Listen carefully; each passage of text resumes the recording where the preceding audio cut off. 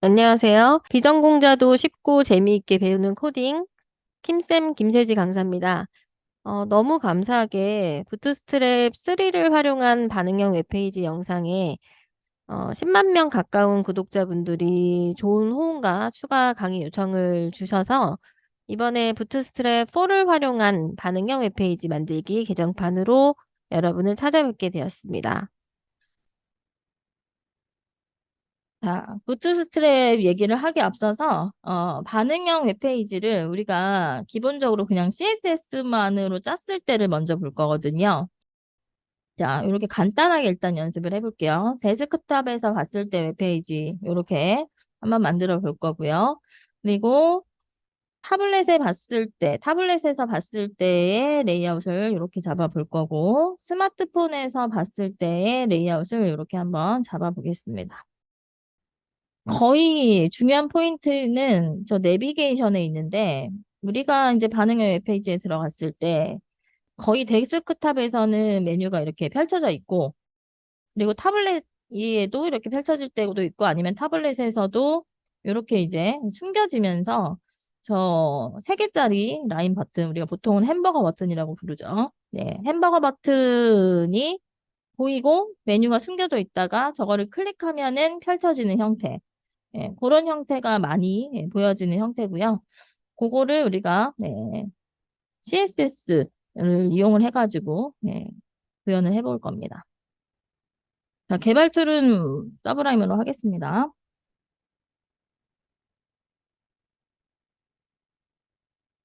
HTML 파일을 하나 만들고요. 그리고 제목을 01번 CSS의 미디어 허리를 이용한 반응형 웹이라고 타이틀을 저장을 할게요. 전체적인 레이아웃은 래퍼를 하나 만들어서 그 안에다가 내부를 넣고요. 내부. 그리고 섹션 하나 만들게요. 그다음에 푸터 만들겠습니다. 내부 안에다가 li를 넣을 건데 a 태그는 그냥 떼고 넣을게요. 그룹으로 묶어서 UL에 li로 li는 다섯 개 넣어볼까요? 그리고 li 각각 메뉴 1, 2, 3, 4, 5로 뽑아내겠습니다. 그룹을 닫아주고 그다음에 섹션은 간단하게 안으로 들어갔을 때 섹션도 그룹으로 묶을게요. 섹션 안에 p 태그를 두 개를 넣겠습니다.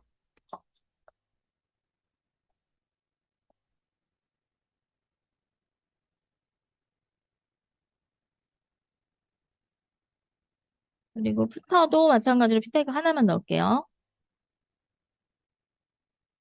네, 그렇게 해서 일단은 뽑아내고요. 탭으로 뽑았고 이 p 태그 부분에다가는 로렘을 이용해서 텍스트를 한 30개씩 정도 넣어볼게요. 그리고 푸터에 있는 p 태그는 카피라이트를 넣겠습니다.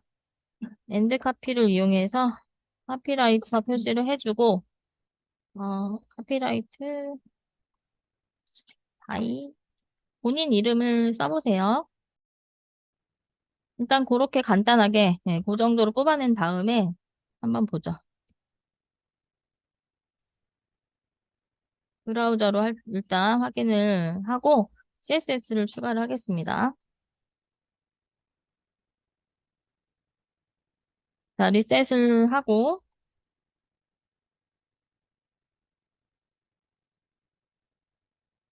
그다음에 래퍼는 음, 위드를 100%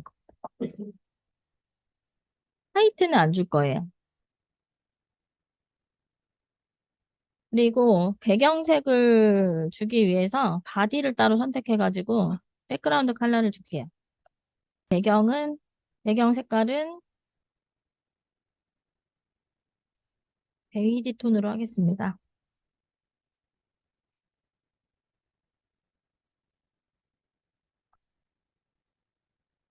그다음에 내부 LI를 잡기 위해서 내부부터 잡을게요. 마찬가지로 위드 100%로 설정할 거고, 메뉴가 5개니까 LI는 20%씩, 그다음에 플로트 레프트를 줄 거고요. 플로트 레프트를 줬을 때 부모한테 오버플로우 히든을 주고, 그리고 리스트 스타일 넌 주고요. 보더 처리도 좀 해볼게요.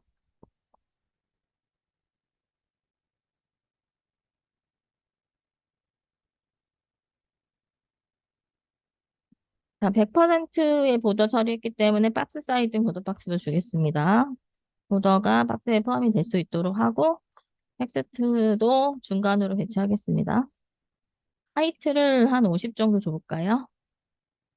세로 기준으로 글씨 중간으로 올 수 있도록 라인 하이트도 동일하게 50 주고, 그 다음에 섹션은, 네, 섹션도 일단은 뭐 보더 처리를 좀 해보죠.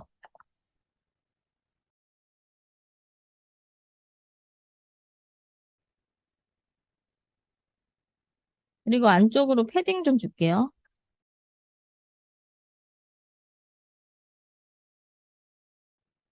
폰트 크기 조금만 키우겠습니다.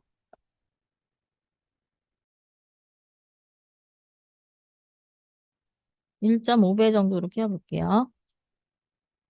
자, 그리고 이제 래퍼의 위드 100%를 잡았을 때 섹션도 그 래퍼를 기준으로 똑같이 100% 잡을게요.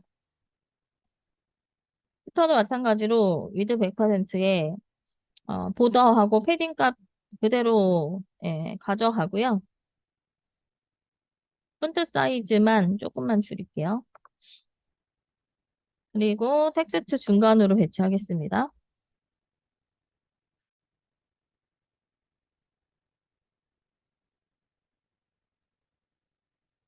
섹션의 보더가 오른쪽에 보더가 안 보이니까 얘도 박스 사이징 처리를 좀 할까요? 푸터도 마찬가지. 자, 그래서 일단 데스크탑용일 때 아주 간단하게 이렇게 만들었는데, 자, 문제는 이제 반응형을 만들기 위해서 내가 데스크탑에 이렇게 보이는 거를 타블렛에서 이렇게 보이겠다라고 했을 때는 뭐 그렇게 문제는 되지 않아 보이는데, 스마트폰으로 봤을 때의 레이아웃이 이제, 뭐, 지금 같은 경우에는 워낙 간단하게 짜가지고, 별로 뭐 그렇게 그다지 문제가 되진 않지만, 만약에 메뉴의 글씨가 좀 길다라고 했을 때, 여기에다가 글씨 길이를 메뉴 타이틀이라고 한번 넣어볼게요. 타이틀, 이렇게 넣어볼까요? 화면의 크기가 컸을 때는 상관이 없는데 화면의 크기가 작아지니까 메뉴 타이틀하고 나머지 글씨 지금 안 보이고 있죠. 이럴 때는 좀 메뉴가 이렇게 한 칸씩을 차지해서 스마트폰일 때는 글씨가 좀 다 보였으면 좋을 것 같아요. 그리고 지금 이제 우리가 폰트의 크기를 좀 크게 주긴 했지만 내가 스마트폰일 때는 조금 더 글씨가 좀 크게 보이고 싶은데 예를 들면 뭐, 그렇게 또 좀 바꾸고 싶을 수도 있고, 중요한 거는 이제 레이아웃인데, 자, 반응형이 구현되어 있는 사이트를 좀 보면서 얘기를 해보죠. RWDB라고 하는, 네, 그 반응형 웹만 모아놓은 사이트로 일단 좀 가겠습니다. 여기에서 아무거나 마음에 드는 거 하나 들어가 보세요.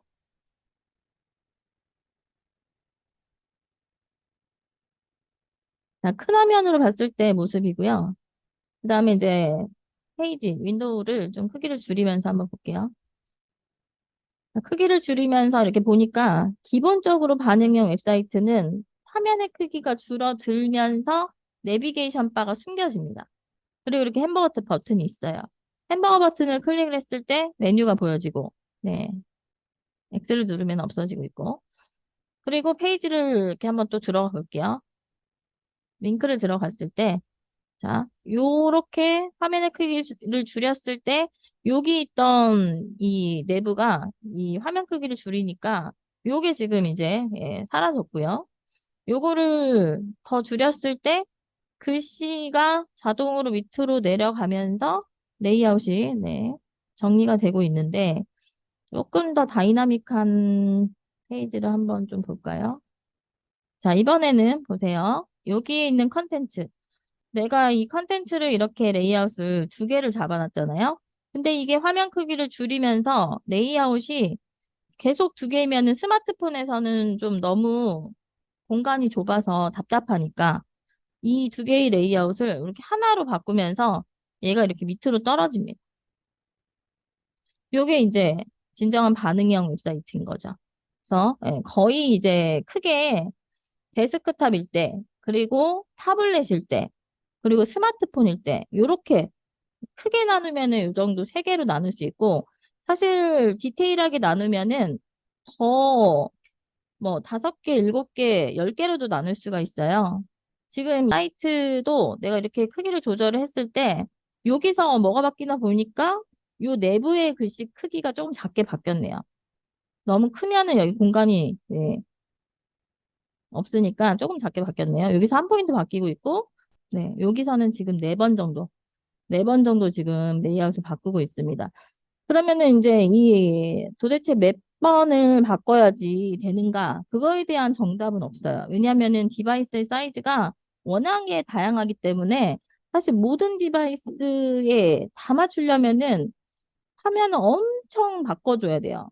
우리가 이제 디바이스의 파편화라고 부르는 디바이스의 종류가 워낙 많고 디바이스의 사이즈 종류도 워낙 많기 때문에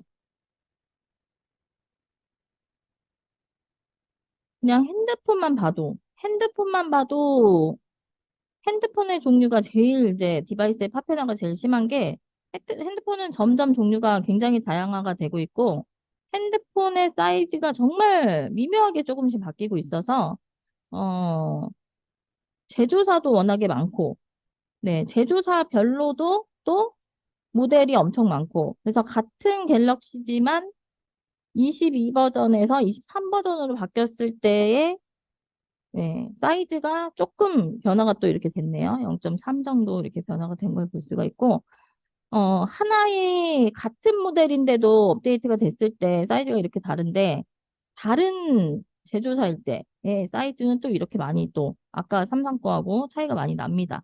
네, 이런 식으로 해서 내가 이 폰에다가 이 폰으로 봤을 때, 이쁘게 맞추겠다라고 한다면은 모든 디바이스에 다 맞춰야 되는 거기 때문에 그 브레이크 포인트라고 이제 우리가 하거든요. 내가 그 나누는 그 브레이크 포인트를 몇 개로 잡을 것에 대한 정답은 없어요.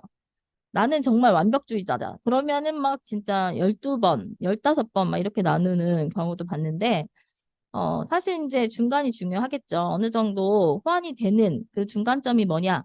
그게 굉장히 중요할 건데, 자, 우리가 이제 부트스트랩 얘기를 잠깐 해보면, 부트스트랩이라고 하는 것은 무엇이냐? 반응형 웹사이트를 만들기 위해서 트위터 개발자들이 고심을 해서 만들어 놓은 프레임워크가 부트스트랩이고요. 이 부트스트랩을 만들면서 본인들이 다양한 이 디바이스 사이즈마다 레이아웃을 맞추기 위해서 엄청 많이 고민을 하고 연구를 하고 또 다양하게 이제 개발을 업데이트를 쭉 하면서 요 정도로 디바이스를 나눴을 때 웬만한 디바이스에 맞게 브레이크 포인트를 좀 잡아놨어요. 그것을 우리는 확인을 해서 참고를 좀 해가지고 작업을 일단은 해볼게요. 그리고 직접 한번 짜보고 간단하게라도 직접 이 부트스트랩을 활용하지 않는 방법으로 해서 짜보고 그리고 부트스트랩으로 짰을 때 또 얼마나 편리한지 그리고 얘가 장점만 있는 건 아닙니다. 단점도 있어요. 왜냐하면은 가장 큰 단점은 이제 커스터마이징 하기가 좀 힘들다라는 단점이 있는데 그런 부분은 또 우리가 직접 느껴보는 게 좋기 때문에 진짜 만들면서 느껴볼 겁니다.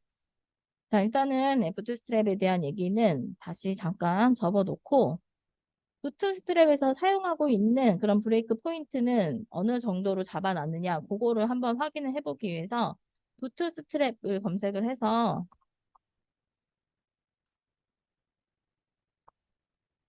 부트스트랩 사이트로 들어가 볼게요. 자, 겟 부트스트랩 KR이라는 사이트가 제일 첫 번째 뜨고 있으니까 여기로 한번 들어가 보자. 그리고 이제 오른쪽에 버전이 있습니다. 네. 가장 이제 최신 버전은 이제 5버전이 나왔어요. 그리고 모든 버전을 클릭을 해보면 1부터 시작해가지고 계속 예, 변천사가 있고요. 업데이트가 됐고요. 어, 가장 마지막 버전은 아무래도 안정성이 보장이 되지 않기 때문에 아직 많이 쓰진 않고 이제 제일 많이 쓰였던 버전이 3 버전. 그리고 그 다음에 이제 4 버전이 나오면서 4 버전도 예, 지금은 굉장히 많이 이제 정착이 됐습니다. 그래서 우리는 4 버전으로 공부를 할 거고 일단 4에서도 제일 마지막 버전인 4.6으로 한번 들어가 볼게요. 자, 그러면은 부트스트랩에서 쓰고 있는 CSS의 CDN 주소가 있어요. 컨텐츠 델리버리 네트워크 주소. 여기에 href라고 하는 요 속성값, 요거를 복사해가지고 한번 검색을 해보겠습니다. 미니파이드가 된 거라서 우리가 리딩하기가 좀 힘드니까요. 점 민을 지우고 그리고 확인을 해볼게요. 자, 얘네들이 짜고 있는 소스 코드고요. CSS 코드고요. 컨트롤 F를 눌러가지고 골뱅이 미디어라고 검색 한번 해보세요. 골뱅이 미디어. 그리고 엔터를 눌러보면은 이렇게 골뱅이 미디어 해가지고 민 위드 576, 768, 992, 1200 네, 이렇게 잡아놓은 네, 코드들이 보이고 있네요. 자, 그리고 미디어가 밑에 더 있어요. 그래서 더 엔터를 눌러보면은 맥스위드가 또 이렇게 있습니다. 맥스위드. 맥스위드로 잡고 있는 코드도 이렇게 있어요. 미니드는 최소한의 크기, 이 디바이스 사이즈의 최소한의 크기가 576일 때 라는 얘기는 이 화면이 576 가로 기준 576 이상일 때의 브레이크 포인트입니다. 그때의 미디어 컬이라고 하는 이 방법을 이용해 가지고 중괄호를 열고 닫고 여기다가 CSS를 이렇게 기술을 하는 거예요. 그러면은 내가 이 디바이스 장치의 가로 사이즈가 576 이상일 때의 스타일을 주겠다. 이런 스타일을 주겠다가 만들어지는 거죠.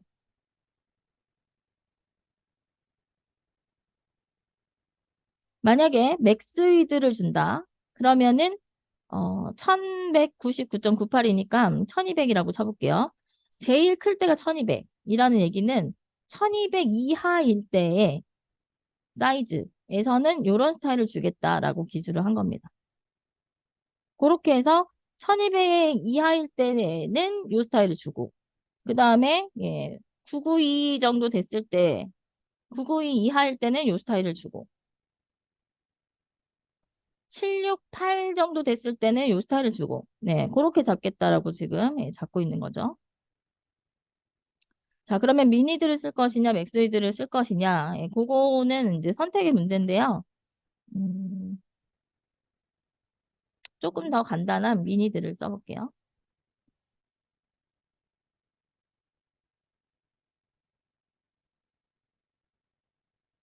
자 미니드 요거를 그대로 복사를 하겠습니다.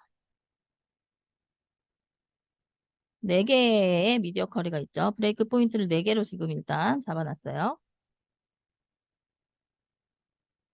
그리고 요거를 복사해서 내 CSS로 가져갈 겁니다. 여기다가 주석 처리 좀 할게요.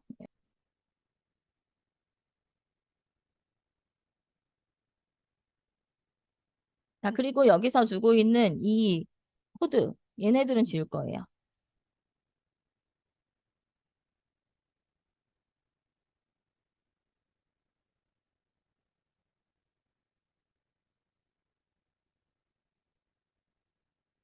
자, 그래서 우리가 브레이크 포인트 접점을 지금 4개로 우리도 잡아볼 거고, 미니드 가장 작을 때, 예, 576일 때, 가장 작은 게 이제 576이다.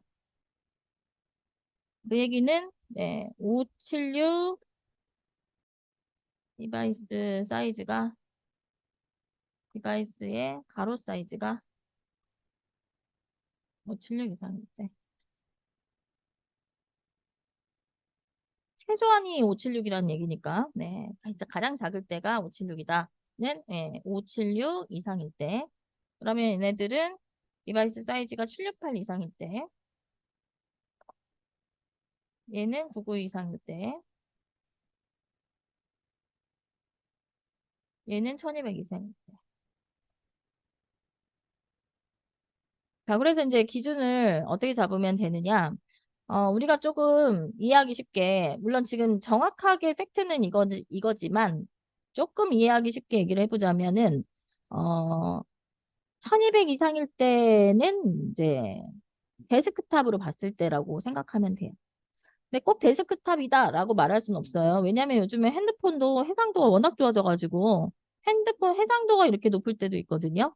그래서 딱 예, 데스크탑이라고 말할 수는 없지만 그냥 우리가 이해하기 쉽게 요때가 이제 데스크탑 예, 일 때다라고 보면 되겠고 그 다음에 99 이상일 때는 타블렛으로 보면 됩니다. 타블렛 사이즈 정도일 때는 예, 내가 레이아웃을 그렇게 잡겠다. 그리고 이거는 이제 스마트폰 가로 사이즈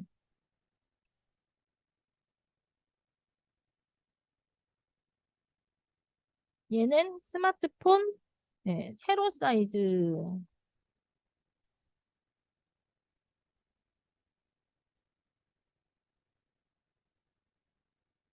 근데 문제는 스마트폰 세로 사이즈일 때를 내가 정확하게 잡고 싶다면 576 이상일 때뿐만이 아니고 576 이하일 때도 잡아야 돼요.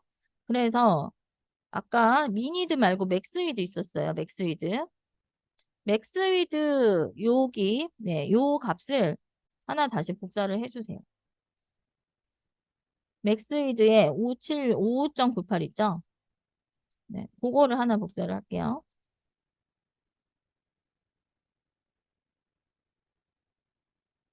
그리고 이쪽에다가 붙여넣기를 하겠습니다.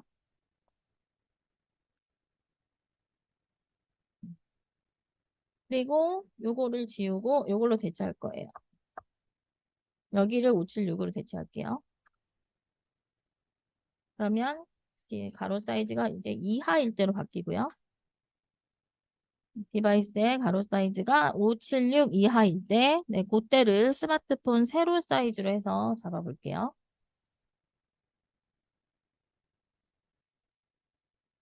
자, 그러면 일단은 네,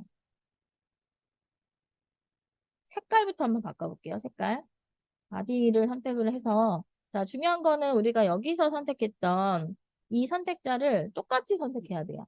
네, 그렇지 않으면은 선택자를 다르게 잡으면 누가 더 힘이 세냐에 따라서 스타일이 먹고 안 먹고가 될 수가 있기 때문에 네, 똑같은 선택자로 바디를 선택해가지고 바꾸겠습니다. 바디를 여기다가 이렇게 넣어주고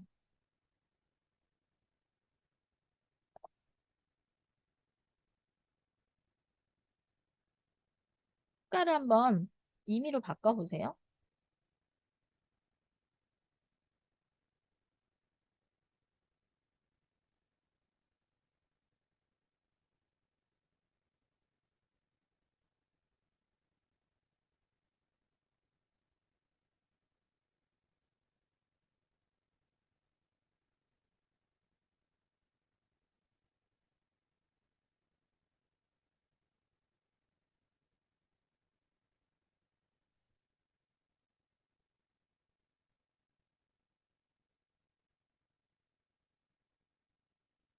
그리고 나서 한번 화면 크기를 이제 크기를 조절하면서 보면은요.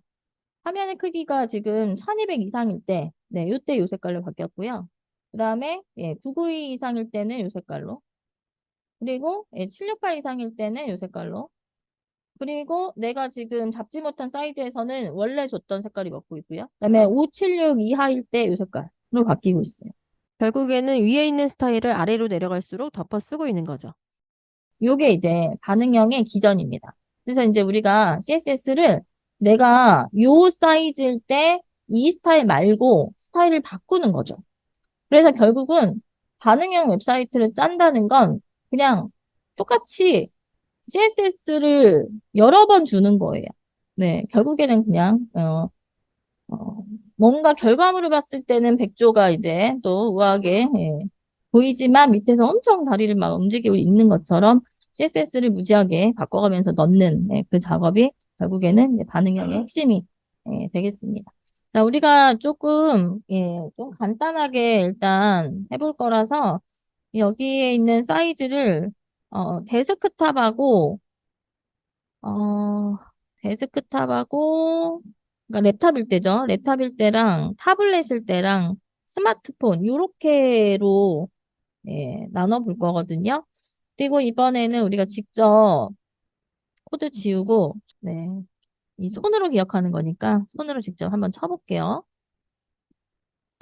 장치라고 할게요. 디바이스 장치의 가로 사이즈가 최소 960일대로 잡겠습니다. 요거를 최소 960이라고 하는 얘기는 바꿔서 말하면은 960 픽셀 이상이라는 얘기고,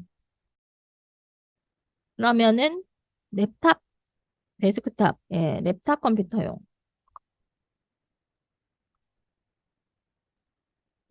이해하기 쉽게 사이트를 붙일게요. 이렇게 해서, 네, 미디어 컬리 직접 한번 넣어봅시다. 미디어, 한 칸 띄고 스크린, 한 칸 띄는 거를 안 띄면은 당연히 에러 나고요. 엔드, 여기서도 한 칸 꼭 떼줘야 돼요. 안 띄면은 또 동작 안 합니다. 민 위드로 잡을게요. 미니드. 미니드를 960 픽셀로 잡겠습니다. 중괄호 열고 엔터. 여기다가 이제 코드를 요 안에다가 넣으면 되는 거고. 그 다음에 이번에는 디바이스 장치가 최소 768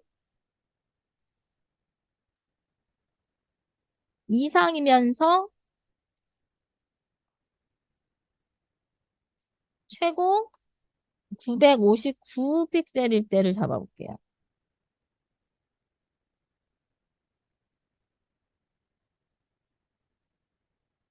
이거는 768에서부터 959까지를 잡는 거죠. 그러니까 960 이하를 잡는 거죠. 네, 요때를 타블렛 정도라고 생각하면 됩니다.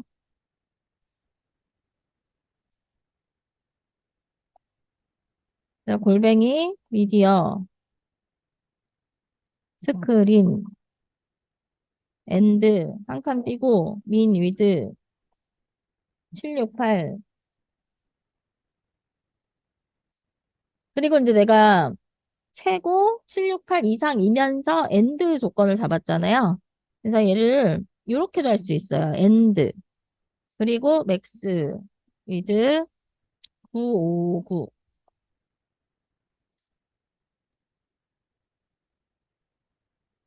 여기다가 이제 타블렛 정도일 때에 바꾸고 싶은 스타일 넣어주면 됩니다.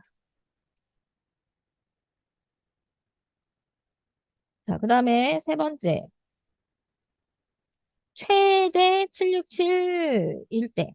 최대가 767일 때.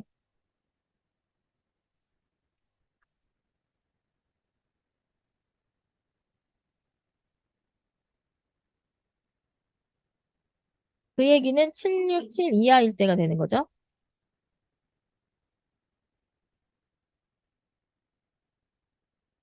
네, 이때를 스마트폰으로 생각해서 잡으면 되겠습니다.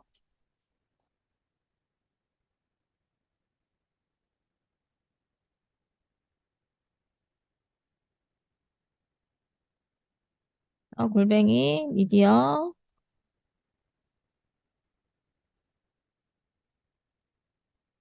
스크린, 엔드, 맥스, 미드. 이번에는 767 픽셀.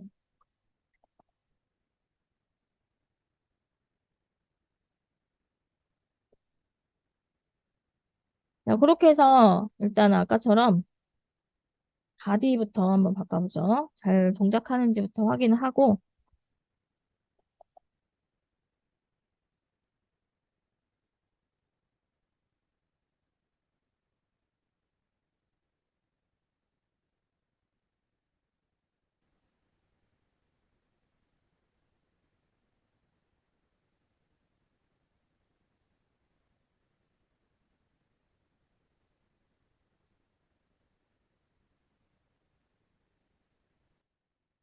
자, 그렇게 해서 화면 크기 조절해 보면은 데스크탑일 때, 그다음에 타블렛일 때, 스마트폰용일 때 이렇게 세 개로 이번엔 브레이크 포인트를 잡았어요.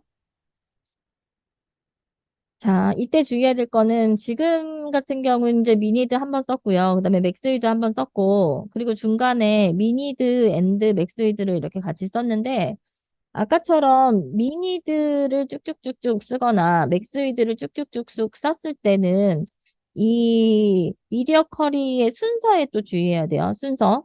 예를 들면 내가 미니드 960을 잡았다는 거는 960 이상일 때 사이즈를 준 건데 여기다가 미니드를 아래쪽에다가 미니드 1200을 줬다. 그러면 이제 1200 이상일 때 사이즈를 스타일을 또 먹겠다는 거잖아요. 근데 그거를 순서가 이 미니드라고 하는 애를 주면서 내가 만약에 얘를 여기서 만약에 1200을 잡아요. 1200 이상일 때를 먼저 잡고 그 다음에 960 이상일 때를 잡으면 그러면 순서가 잘못된 거예요. 얘가 지금 1200 이상일 때를 먹어야 되는데 이 코드가 이 다음 코드 때문에 안 먹겠죠. 그래서 순서도 중요합니다. 네.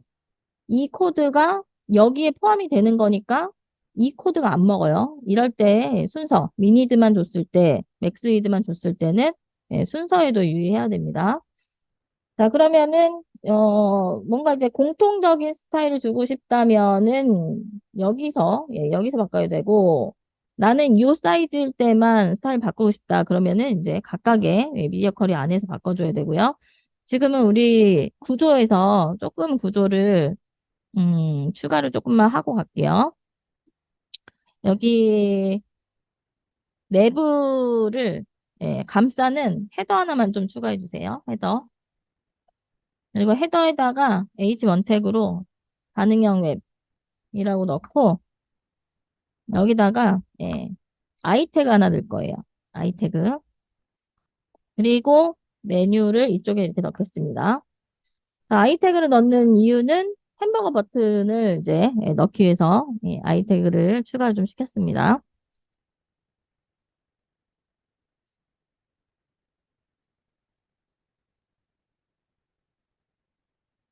자, 반응형 웹에서 중요한 거는 일단은 첫 번째는 이제 미디어 커리로 분기를 시켜서 스타일을 바꾼다. 근데 그것보다 더 먼저 명시해야 되는 중요한 포인트가 하나 더 있어요. 자, 우리가 이제 쓰고 있어서 잘 몰랐지만 요 위에 보면은 메타 태그, 메타 태그에 네임이 뷰포트, 컨텐트가 위드는 디바이스 위드를 쓸 거고 이니셜 스케일 1.0을 주겠다. 요 코드가 꼭 있어야 됩니다. 이게 없으면은 그 디바이스 사이즈를 못 읽어와요. 그래서 이 메타 태그, 정보를 주는 이 태그 뷰포트에 대한 속성을 가지고 있는 그래서 디바이스 장치 위드 값으로 내가 위드 값을 인식을 시킬게. 그리고 이니셜 스케일 1.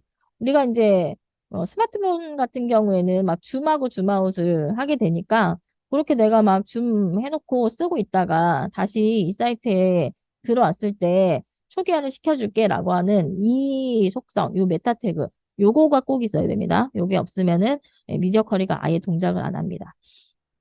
자, 우리는 이제 개발 툴을 쓰니까 이런 것들을 직접 만들어주는 또 장점이 있어서 이렇게 쓰고 있고요. 자, 그러면 이제 여기서 저 아이 태그 일단 만들어 놓기만 하고 여기에 지금 아무것도 안 넣었잖아요. 저기다가 하나 햄버거 버튼 하나만 넣을게요. 햄버거 버튼은 구글에 있는 걸로 좀 넣어볼게요. 구글 아이콘.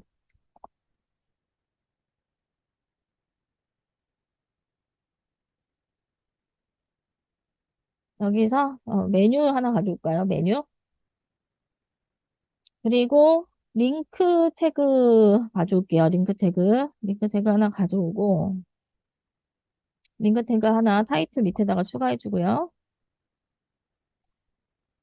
CDN이 들어가 있는 거. 그리고 스타일에서 요 스타일, 요 클래스명에 대한 거, 요거 복사하겠습니다. 여기다가 추가를 해줄게요.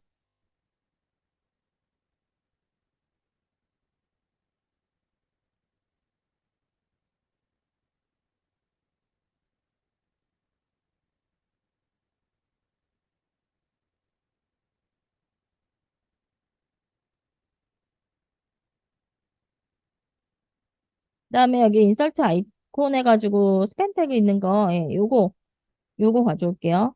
아이태그, 아이태그 안에다가 스팸 태그를 넣어도 되고, 아니면은 그냥 아이태그 대신에 스팸으로 그냥 바꿀까요?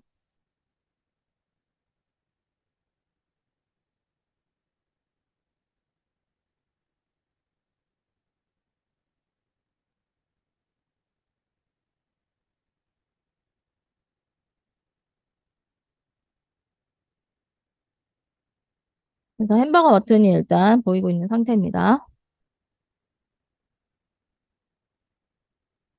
자, 그러면 이제 랩탑 컴퓨터용일 때부터 한번 잡아보죠. 얘를 이렇게 키워서 확인을 지금은 할 수가 없으니까 이렇게 줄여놓고 예, 컨트롤 마이너스로 화면 좀 줄여서 예, 보면서 할게요. 자, 항상 내가 주려고 하는 스타일은 이 미디어 컬이 안에 있어야 됩니다. 여기다가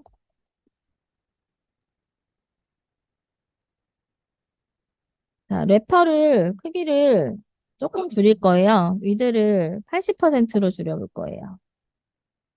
그리고 중간으로 올 수 있도록 예, 마진 영어토 주겠습니다. 그리고 화면을 일단 확인을 하고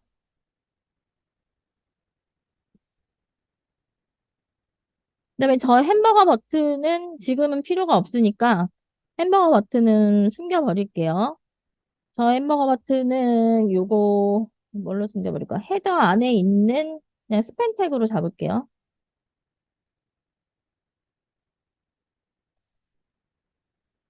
디스플레이를 예, 넌으로 해서 숨길게요.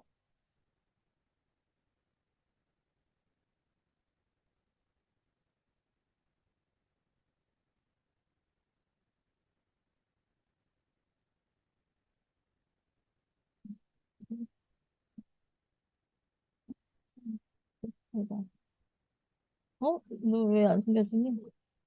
세트명으로 숨겨지나? 이렇게 된 거지? 클래스명까지 좀 붙여야겠다. 네. 스팸 태그이면서 메테리얼 심볼즈 아웃라인드라고 하는 네, 클래스명을 붙여서 숨기겠습니다.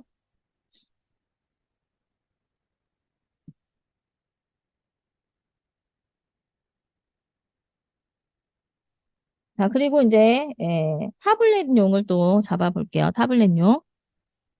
타블렛용은 지금은 그냥 위드 100% 래퍼에다가 위드 100% 주는 거 그것만 추가하겠습니다.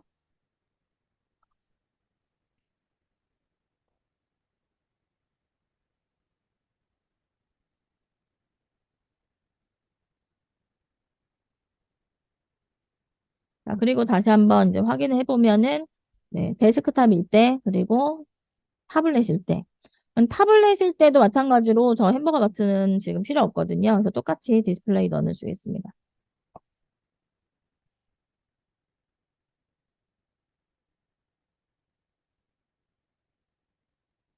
자, 이번에는 스마트폰일 때 잡아볼게요.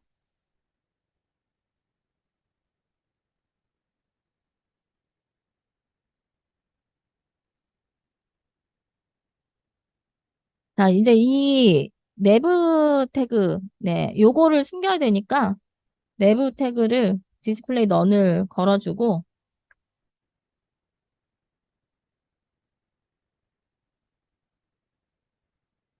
그리고 이제 얘를 이 햄버거 버튼,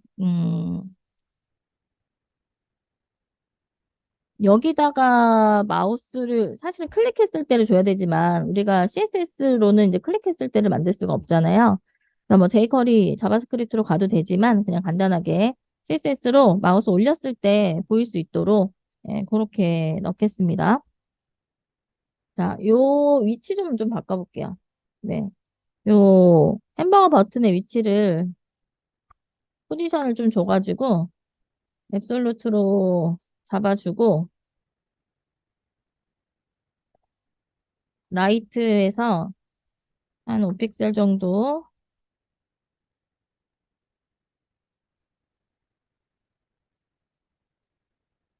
그리고 얘가 지금 위치를 잡을 때, 저 섹션 안에 지금 들어가야 있는데, 위로 잡기 위해서 헤더에다가 그러면 포지션을 똑같이 줘야 되겠죠? 헤더에다가도, 네, 포지션을,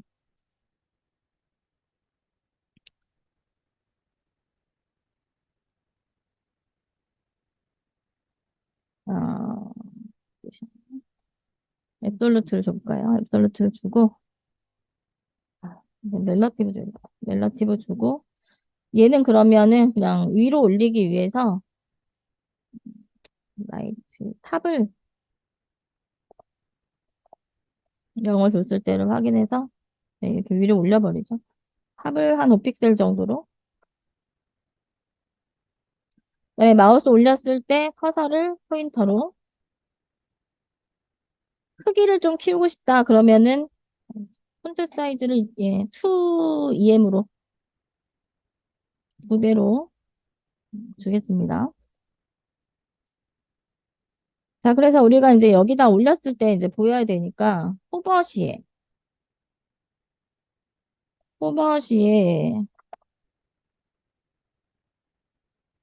누구를 선택해서 내부 태그.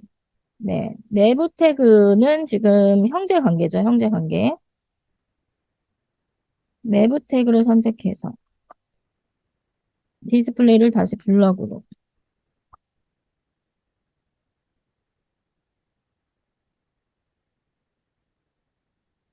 그리고 얘의 스타일. 예, 내부의 스타일. 내부 안에 있는 li 위드 값을 100%로 바꾸죠. 자, 그리고 핸드폰으로 봤을 때 글씨가 좀 작아서 안 보이는 것 같다라고 하는 경우 섹션에 들어가 있던 피 태그도 폰트 사이즈를 조금 더 키워볼까요? 우리가 뭐 간단하게 반응형을 일단 연습을 해봤어요. 반응형은 결국에는 이제 CSS를 다 전부 다 원하는 상태로 기술하는 것이고 중요한 거는 반응형을 만들기 위해서 첫 번째 포인트 꼭 이 뷰포트를 가지고 있는 메타 태그가 있어야 되고 두 번째는 미디어 커리를 내가 브레이크 포인트를 잘 정해서 결정해가지고 잡아줘야 된다라고 하는 부분. 그리고 거기서 스타일을 내가 원하는 스타일 바꿀 때 선택자는 앞에서 선택했던 선택자를 동일하게 꼭 써야 된다라고 하는 그 부분이 되겠습니다.